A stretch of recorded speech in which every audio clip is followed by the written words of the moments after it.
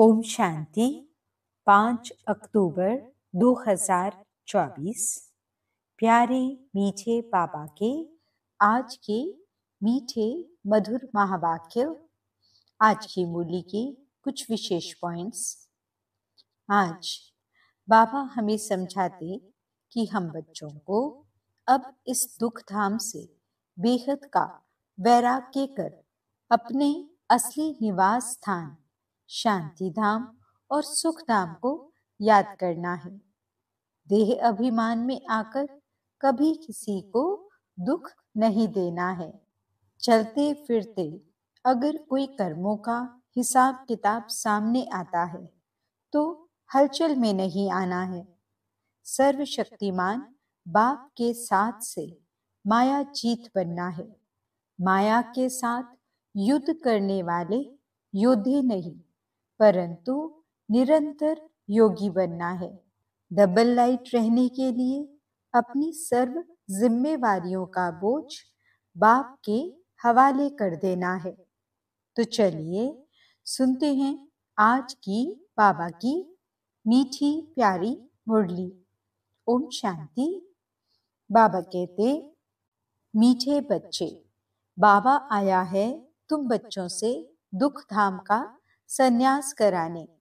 यही है बेहद का संन्यास। प्रश्न, उन सन्यासियों के संन्यास में और तुम्हारे संन्यास में मुख्य अंतर क्या है? उत्तर, वे सन्यासी घर बार छोड़कर जंगल में जाते, लेकिन तुम घर बार छोड़कर जंगल में नहीं जाते हो। घर में रहते हुए सारी दुनिया को कांटों का जंगल समझते हो। तुम बुद्धि से सारी दुनिया का संन्यास करते हो। ओम शांति। रूहानी बाप बैठ रूहानी बच्चों को रोज रोज समझाते हैं, क्योंकि आधा कल्प के बेसमझ है ना, तो रोज रोज समझाना पड़ता है। पहले पहले तो मनुष्यों को शांति चाहिए। आत्माएं सब असुर रहने वाली भी शांति धाम की हैं। बाप तो है ही सदैव शांति का सागर। अभी तुम शांति का वर्षा प्राप्त कर रहे हो। कहते हैं ना, शांति देवा, अर्थात हमको इस सृष्टि से अपने घर शांति धाम में ले जाओ अथवा शांति का वर्षा दो। देवताओं के आगे अथवा शिव बाबा के आगे ये जाकर कहते हैं कि शांति दो, क्योंकि शिव बाबा है शांति का सागर। अभी तुम शिव बाबा से शांति का वर्षा ले रहे हो। बाप को याद करते करते तुमको शांति धाम में जाना है जरूर। नहीं याद करेंगे तो भी जाएंगे जरूर। याद इसलिए करते हो कि पापों का बोझा जो सिर पर है वे खत्म हो जाए। शांति और सुख मिलता है एक बाप से, क्योंकि वे सुख और शांति का सागर है। वे चीज ही मुख्य है। शांति को मुक्ति भी कहा जाता है और फिर जीवन मुक्ति और जीवन बंध भी है। अभी तुम जीवन बंध से जीवन मुक्त हो रहे हो। सतयुग में कोई बंधन नहीं होता है, गाया भी जाता है सहज जीवन मुक्ति व सहज गति सदगति। अब दोनों का अर्थ तुम बच्चों ने समझा है। गति कहा जाता है शांति धाम को, सदगति कहा जाता है सुख धाम को। सुख धाम शांति धाम, फिर यह है दुख धाम। तुम यहाँ बैठे हो। बाप कहते हैं, बच्चे शांति धाम घर को याद करो। आत्माओं को अपना घर भूला हुआ है। बाप आकर याद दिलाते हैं, समझाते हैं, हे रूहानी बच्चों, तुम घर जा नहीं सकते हो जब तक मुझे याद नहीं करेंगे। याद से ही तुम्हारे पाप भस्म हो जाएंगे। आत्मा पवित्र बन फिर अपने घर जाएगी। तुम बच्चे जानते हो ये अपवित्र दुनिया है। एक भी पवित्र मनुष्य नहीं। पवित्र दुनिया को सतयुग, अपवित्र दुनिया को कलयुग कहा जाता है। राम राज्य और रावण राज्य। रावण राज्य से अपवित्र दुनिया स्थापन होती है। ये बना बनाया खेल है ना। ये बेहद का पाप समझाते हैं। उनको ही सत्य कहा जाता है। सत्य बातें तुम संगम पर ही सुनते हो, फिर तुम सतयुग में जाते हो। द्वापर से फिर रावण राज्य शुरू होता है। रावण अर्थात असुर ठहरा। असुर कभी सत्य नहीं बोल सकते, इसलिए इसको कहा जाता है झूठी माया, झूठी काया। आत्मा भी झूठी है तो शरीर भी झूठा है। आत्मा में संस्कार भरते हैं ना। 4 धातुएं हैं ना, सोना, चांदी, तांबा, लोहा। सब खाद निकल जाती है। बाकी सच्चा सोना तुम बनते हो इस योग बल से। तुम जब सतयुग में हो तो सच्चा सोना ही हो। फिर चांदी पड़ती है तो चंद्रवंशी कहा जाता है। फिर तांबे की, लोहे की खाद पड़ती है द्वापर कलयुग में। फिर योग से तुम्हारे में जो चांदी, तांबा, लोहा की खाद पड़ी है वह निकल जाती है। पहले तो तुम सब आत्माएं शांति धाम में हो, फिर पहले पहले आते हो सतयुग में, तो उसको कहा जाता है गोल्डन एजेड। तुम सच्चा सोना हो।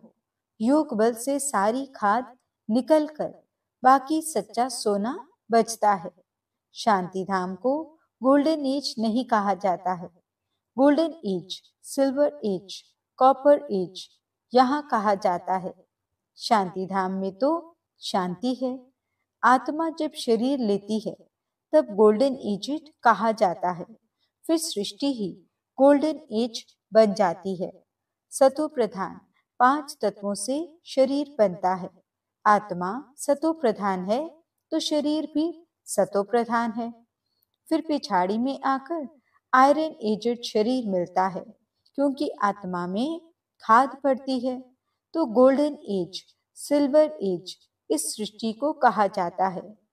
तो अब बच्चों को क्या करना है? पहले पहले शांति धाम जाना है, इसलिए बाप को याद करना है। तब ही तमो प्रधान से सतो प्रधान बन जाएंगे। इसमें टाइम उतना ही लगता है जितना टाइम बाप यहाँ रहते हैं। वे गोल्डन एज में पाठ लेते ही नहीं। तो आत्मा को जब शरीर मिलता है तब कहा जाता है ये गोल्डन एजेड जीव आत्मा है। ऐसे नहीं कहेंगे गोल्डन एजेड आत्मा, नहीं, गोल्डन एजेड जीव आत्मा। फिर सिल्वर एजेड जीव आत्मा होती है। तो यहाँ तुम बैठे हो, तुमको शांति भी है तो सुख भी प्राप्त होता है। तो क्या करना चाहिए? दुख धाम का संन्यास, इसको कहा जाता है बेहद का संन्यास। उन सन्यासियों का है हद का संन्यास। घर बार छोड़ जंगल में जाते हैं। उनको ये पता नहीं है कि सारी सृष्टि ही जंगल है। ये कांटों का जंगल है। यह है कांटों की दुनिया, वह है फूलों की दुनिया। वह बल संन्यास करते हैं, परंतु फिर भी कांटों की दुनिया में, जंगल में, शहर से दूर दूर जाकर रहते हैं। उन्हों का है निवृत्ति मार्ग, तुम्हारा है प्रवृत्ति मार्ग।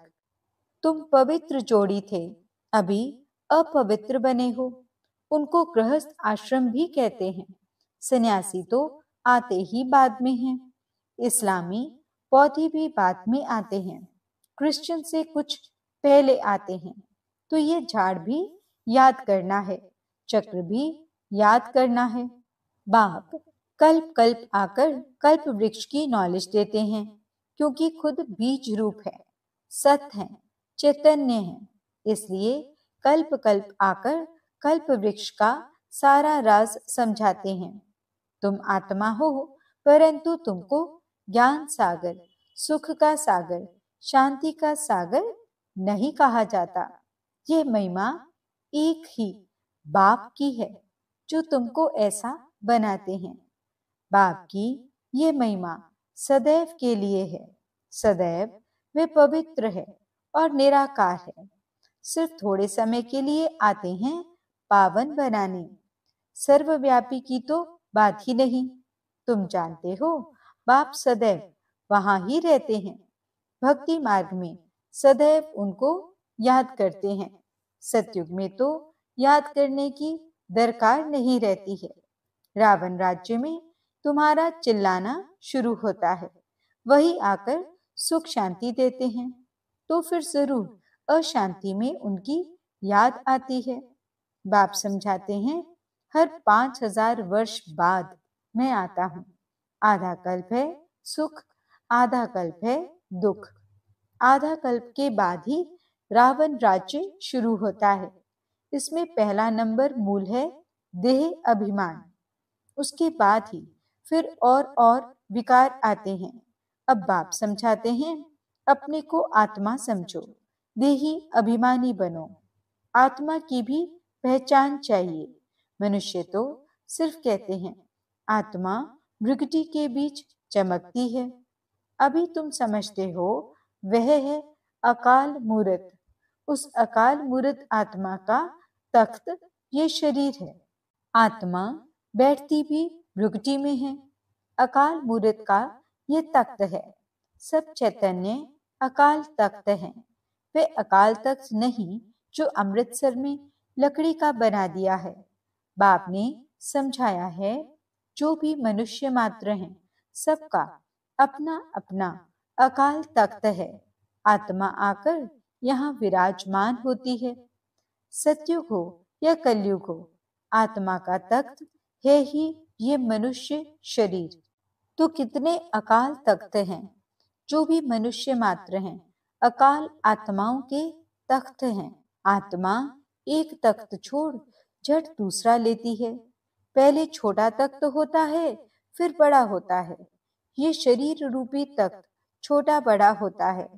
वे लकड़ी का तख्त जिसको सिख लोग अकाल तख्त कहते हैं, वह तो छोटा बड़ा नहीं होता।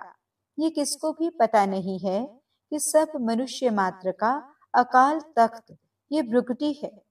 आत्मा अकाल है, कब विनाश नहीं होती। आत्मा को तख्त भिन्न भिन्न मिलते हैं। सतयुग में तुमको बड़ा फर्स्ट क्लास तख्त मिलता है, उनको कहेंगे गोल्डन एजेड तख्त। फिर उस आत्मा को सिल्वर, कॉपर, आयरन एजेड तख्त मिलता है। फिर गोल्डन एजेड तख्त चाहिए तो जरूर पवित्र बनना पड़े। इसलिए बाप कहते हैं, माम एकम याद करो तो तुम्हारी खाद निकल जाएगी। फिर तुमको ऐसा दैवी तख्त मिलेगा। अभी ब्राह्मण कुल का तख्त है, पुरुषोत्तम संगम युग का तख्त है। फिर मुझ आत्मा को ये देवताई तख्त मिलेगा। ये बातें दुनिया के मनुष्य नहीं जानते। देह अभिमान में आने के बाद एक दो को दुख देते रहते हैं, इसलिए इनको दुखधाम कहा जाता है। अब बाप बच्चों को समझाते हैं, शांति धाम को याद करो जो तुम्हारा असली निवास स्थान है। सुखधाम को याद करो, इनको भूलते जाओ, इनसे वैराग्य। ऐसे भी नहीं सन्यासियों मिसल घर बार छोड़ना है। बाप समझाते हैं, वे एक तरफ अच्छा है, दूसरी तरफ बुरा है। तुम्हारा तो अच्छा ही है, उनका हठ योग अच्छा भी है, बुरा भी है। क्योंकि देवताएं जब वाम मार्ग में जाते हैं तो भारत को थमाने के लिए पवित्रता जरूर चाहिए, तो उसमें भी मदद करते हैं। भारत ही अविनाशी खंड है। बाप का भी आना यहाँ होता है, तो जहाँ पर बेहद का बाप आते हैं वह सबसे बड़ा तीर्थ हो गया ना। सर्व की सदगति बाप ही आकर करते हैं, इसलिए भारत ही ऊंचते ऊंच देश है। मूल बात बाप समझाते हैं, बच्चे याद की यात्रा में रहो। गीता में भी मन मनाभव अक्षर है, परंतु बाप कोई संस्कृत तो नहीं बतलाते हैं। बाप मन मनाभव का अर्थ बताते हैं। देह के सब धर्म छोड़ अपने को आत्मा निश्चय करो। आत्मा अविनाशी है, वे कभी छोटी बड़ी नहीं होती। अनादि अविनाशी पाठ भरा हुआ है, ड्रामा बना हुआ है। पिछाड़ी में जो आत्माएं आती हैं उनका बहुत थोड़ा पाठ है, बाकी टाइम शांति धाम में रहते हैं। स्वर्ग में तो आ न सकें, पिछाड़ी को आने वाले वहां ही थोड़ा सुख, वहां ही थोड़ा दुख पाते हैं। जैसे दिवाली पर मच्छर कितने ढेर निकलते हैं, सुबह को उठकर देखो तो सब मच्छर मरे पड़े होंगे। तो मनुष्यों का भी ऐसे है, पिछाड़ी में आने वाले की क्या वैल्यू रहेगी। जैसे जानवर मिसल ठहरे, तो बाप समझाते हैं ये सृष्टि का चक्र कैसे फिरता है। मनुष्य सृष्टि रूपी झाड़ छोटे से बड़ा, बड़े से छोटा कैसे होता है।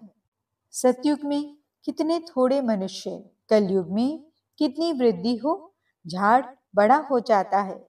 मुख्य बात बाप ने इशारा दिया है, गृहस्थ व्यवहार में रहते माम एकम याद करो। 8 घंटा याद में रहने का अभ्यास करो।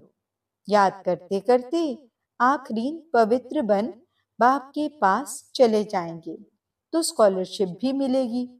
पाप अगर रह जाएंगे तो फिर जन्म लेना पड़े, सजाएं खाते हैं, फिर पद भी कम हो पड़ता है। हिसाब किताब चुकतू तो सबको करना है। जो भी मनुष्य मात्र हैं अभी तक भी जन्म लेते रहते हैं। इस समय देखेंगे भारतवासियों से क्रिश्चियन की संख्या ज्यादा है, वे फिर भी सेंसिबल भी हैं। भारतवासी तो 100% सेंसिबल थे, सो अब फिर नॉन सेंसिबल बन गए हैं, क्योंकि यही 100% सुख पाते हैं, फिर 100% दुख भी यही पाते हैं। वे तो आते ही पीछे हैं।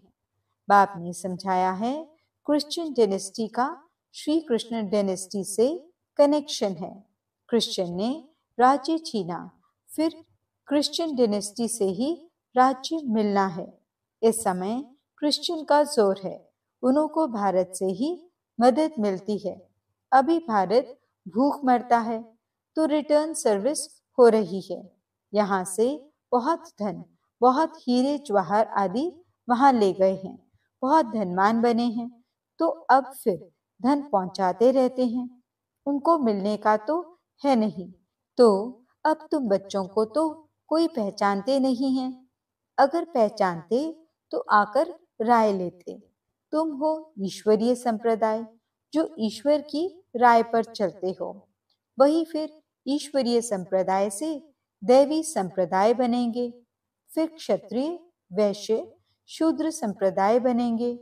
अभी हम सो ब्राह्मण हैं, फिर हम सो देवता, हम सो क्षत्रिय। हम सो का अर्थ देखो कितना अच्छा है। यह पाजोली का खेल है जिसको समझना बहुत सहज है, परंतु माया भुला देती है, फिर दैवी गुणों से आसुरी गुणों में ले आती है। अपवित्र बनना आसुरी गुण है ना। अच्छा, मीठे मीठे सिकिलते बच्चों प्रति माता पिता बाप दादा का याद प्यार और गुड मॉर्निंग। रूहानी बाप की रूहानी बच्चों को नमस्ते। हम रूहानी बच्चों की रूहानी बाप दादा को दिल व जान सिख व प्रेम से नमस्ते नमस्ते नमस्ते जी। गुड मॉर्निंग बाबा। शुक्रिया बाबा। धारणा के लिए मुख्य सार। पहला पॉइंट, स्कॉलरशिप लेने के लिए गृहस्थ व्यवहार में रहते कम से कम 8 घंटा बाप को याद करने का अभ्यास करना है।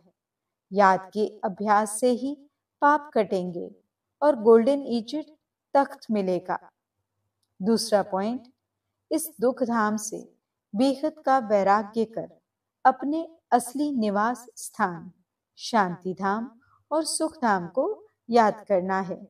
देह अभिमान में आकर किसी को दुख नहीं देना है।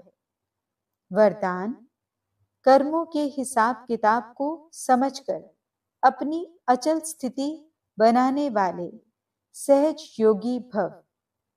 चलते फिरते अगर कोई कर्मों का हिसाब किताब सामने आता है तो उसमें मन को हिलाओ नहीं, स्थिति को नीचे ऊपर नहीं करो।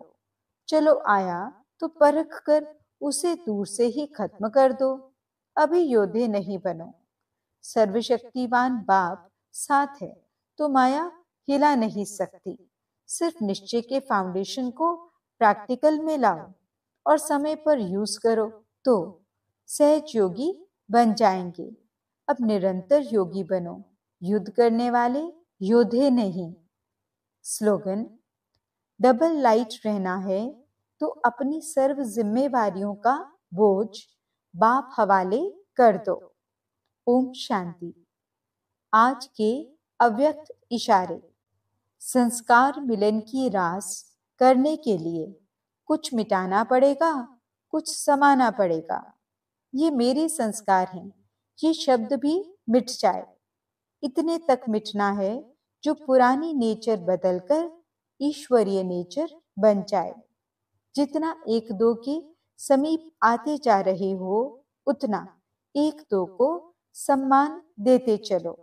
सम्मान देने से संस्कार मिलन सहज हो जाएगा। ओम शांति।